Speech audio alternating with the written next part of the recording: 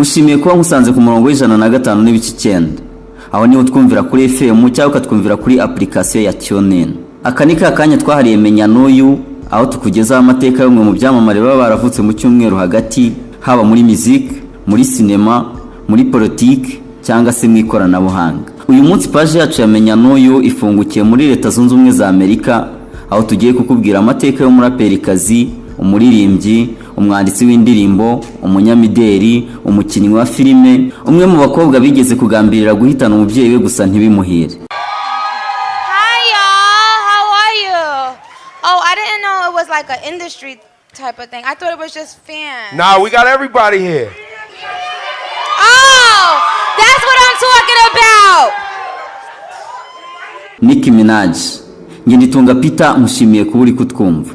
Let's go get a wave. They, what they gonna say? Have a drink, clink, down the Bud Light. Bad people like me, it's hard to come by. The Patron, let's go get it down. The sound, Monica Tanya nge nawe twamenye nka Nicki Minaj yavutse ku itariki 8 Ugushyingo mu mwaka wa 1982. Yavukiye mu gace ka St James muri Trinidad na Tobago. Ise wa Nicki Minaj, Robert Malaja, ni umuyobozi ushinzwe imari mu kigo cy'injyana n'umuco no kuramya Imana mu gace k'iwabo ka Trinidad. Naho nyina Caroline Minaja ni umuririmbyi wa gospel ndetse n'injyana y'iwabo gakondo. Nicki Minaj warezwe na nyirakuru akiri umwana muto kimwe n'abandi bana bose yagiye mu ishuri. Amashuri abanza yayize muri Monroe College. Nyuma yo kwiga amashuri abanza, Nicki Minaj yakomeje amashuri yisumbuye mu ishuri rya Regalia muri Manhattan. Aha akaba yarahize ibijyanye no gutunganya amashusho n'ubugeni. Nicki Minaj ubusanzwe wavukiye mu gace ka St James, igihe kinini yakimaze abana na nyirakuru mbere yo kwerekeza mu gihugu cya Jamaica, aho yatangiriye ibiri gutuma tumuvuga aka kanya mu itsinda rya Queens. Gusa aha ntiyari yagatangiye umuziki byeruye Nicki Minaj yatangiye umuziki mu mwaka wa 2004. Aha ngo ubwa wa mugani ngo nta mukuru utagira mukuru we, Nicki Minaj nawe afite uwo yigira ku birenge. Nicki Minaj ngo kuva mu bwana bwe yakundaga kumva indirimbo za Jay-Z, ndetse ngo naho amaze kwamamarira ntajya ahwema kwifashisha imirongo y'indirimbo za Jay-Z mu rwego rwo kwandika izi. Mu rugendo rwa muzika, Nicki Minaj yagiye arugendana na bagenzi be b'abahanzi batandukanye nka David Guetta, DJ Khaled, Drake, Meek Mill, Lil Wayne, 6ix9ine, Ariana Grande, Chris Brown. Aba bose bakaba barakoranye indirimbo zigiye zitandukanye. Nicki Minaj kandi akaba yaragiye akorana n'inzu zitunganya umuziki izi ngizi tuzi nka label zitandukanye. Aha twavuga nka Young Money, Cash Money na Republic. Nimenya n'uyu usobanukirwe n'uwo ari we ukomeje gukurikira. Nicki Minaj ubuhanga bwe muri muzika ku bufatanye n'ibyo byose byamuhesheje ibihembo bigera kuri 6 bya American Music Award, ibihembo 10 bya Beat Award, ibihembo 7 bya Beat Hip Hop Awards, ibihembo bigera kuri 4 bya Billboard Music Awards, ibihembo 3 bya MTV Video Music Awards ndetse n'ibihembo 3 bya MTV European Music Awards. Aha kandi ntago twakwibagirwa ibihembo 2 yahawe na People Choice Award ndetse n'igihembo kimwe cya Soul Training Music Award. Ndetse aha ntitwakwirengagiza ibihembo Nicki Minaj yatwaye akiri umwana muto bigera kuri 4 by'icyo bita Teen Choice Award. Ikindi wamenya kuri Nicki Minaj nuko ari we mugore cyangwa se uw'igitsina gore ukora injyana ya hip hop wagaragaye ku rutonde rw'ikinyamakuru Forbes magazine rukora intonde z'abantu bakoreye ifaranga kurusha abandi ku isi. Uyu mugore akaba yaraje w'inshuro nyinshi kurusha abandi bagore bose bakora injyana ya hip hop ku isi. Nimenya n'uyu ukomeje gukurikira, nge ndacyaritunga Peter. Munyemere tujye hanze y'ubuzima bw'umuziki turebe Nicki Minaj ni mu ntoki. Robert Manaj se wa Nicki Minaj yari umunywi w'ibiyobyabwenge cyane, ndetse ngo yajyaga agurisha ibikoresho byo mu nzu yabo kugira ngo abone amafaranga yo kugura ibiyobyabwenge. Rimwe yigeze gushaka gutwikira mu nzu nyina wa Nicki Minaj, bituma Nicki Minaj afata umwanzuro wo kumuhitana nubwo atabikoze. Nicki Minaj wanted to kill her father while growing up. Nicki's father Omar had Nicki Minaj yashatse kwica papa we ubwo yari umwana. papa wa Nicki Minaj yakoreshaga ibiyobyabwenge n'ibisindisha byo mu rwego rwo hejuru. Umunsi umwe yatwitse inzu babagamo, ibi ndetse ngo no guhoza nyina ku nkoni akaba ari byo byatumaga yumva yifuza kwica se. He would threaten to kill her. Ni Annie Esmailian, umunyamakuru w'ikinyamakuru Stereotype. Gusa Nicki Minaj avuga ko nyuma yaho se wari warabaswe n'ibiyobyabwenge aviriye mu kigo ngororamuco yayobotse urusengero, ubu akaba yarasubiye ku murongo. Mu mwaka w'2011 mu kwezi kwa karindwi, Nicki Minaj yahuye n'ibikomere atazakira byo gupfusha mubyara we Nicholas Termeka wiciwe hafi y'urugo rwe mu gace ka Bronx muri New York.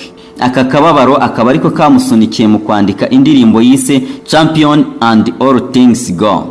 Aha ugenekereje mu kinyarwanda yashaka kuvuga ati ibintu byose biragenda. Dukomeje n'ibyo wahishwe cyangwa utaruzi ku muhanzi wikundira Nicki Minaj, nuko nubwo akenshi uzabona mu mashusho y'indirimbo ze yishushanijeho amatatuwaje menshi, ku mubiri we hariho tatuwaje imwe yonyine rukumbi. Iyo tatuwaje ikaba iherereye ku kaboko, ikaba yanditseho amagambo ari mu rurimi rw'igishinwa avuga ngo Imana iteka ihorane nawe.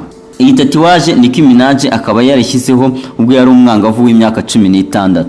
Gusa ngo kugeza na n'ubu ni ikintu Nicki Minaj yicuza impamvu yashyizeho ino tatuwaje.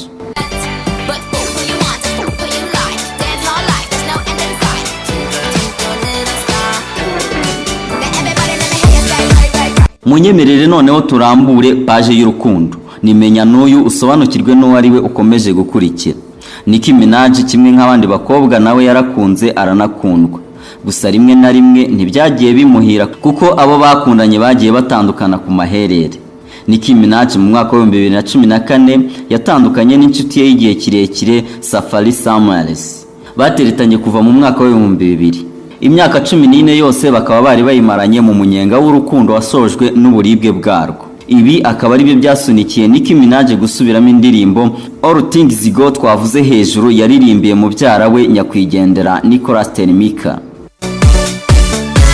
Ibi ni byateye kabiri Nicki Minaj abatangiye umubano w'akadasohoka n'umuraperi Meek Mill.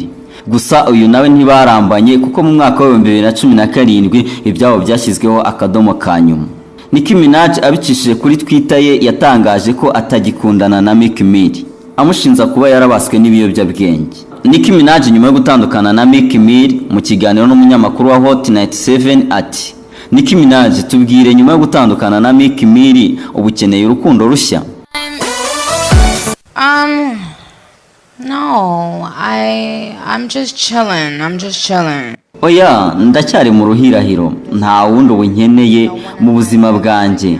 Ndi kwishimira uko ndi kubaho njyenyine kuko nagize igihe kirekire cyo kuba mu rukundo. Waba uzi ukuntu bisaza bigatesha n'umutwe kuba mu rukundo imyaka 16 yose. Bityo rero icyo mvuga nuko nta gihe mfite. Umwanditsi yaranditse ngo kuba njyenyine hari igihe bingirira agaciro njyewe ubwanjye. Ni ukuri ku bwanjye ndumva kuba njyenyine ari byiza kuruta ibindi byose.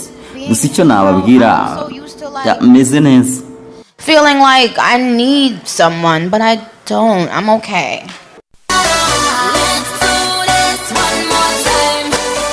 Mu minsi ya vuba aha ibinyamakuru bitandukanye muri Leta Zunze Ubumwe za Amerika byaranditse ibindi bivuga ko Nicki Minaj ari umutinganyi. Ibi bakaba barabivuga kubera ikiganiro yagiranye n'ikinyamakuru Rolling Stone. Agasa n'uvuga ko ari umutinganyi ati: Ndatekereza abakobwa ari beza. Ntago ngiye kubeshya, ndavuga ko nita ku bakobwa. Nimenya n'uyu ukomeje gukurikira Ngenditunga Peter, Onika Tanyange nawe twamenye nka Nicki Minaj yavutse tariki 8 Ugushyingo mu mwaka wa 1982. Ubu arimo arakata umutsima w'isabukuru y'amavuko wa 36. Ni ukuvuga ko yujuje imyaka 36. Ni nansoreje menya n'uyu usobanukirwe n'uwo ari we y'uyu munsi. Byinshi ku mateka ya Nicki Minaj wasura urubuga rwe bwite mypinkfriday.com. Ngenditunga Peter nkushimiye kudahwema kudukurikira.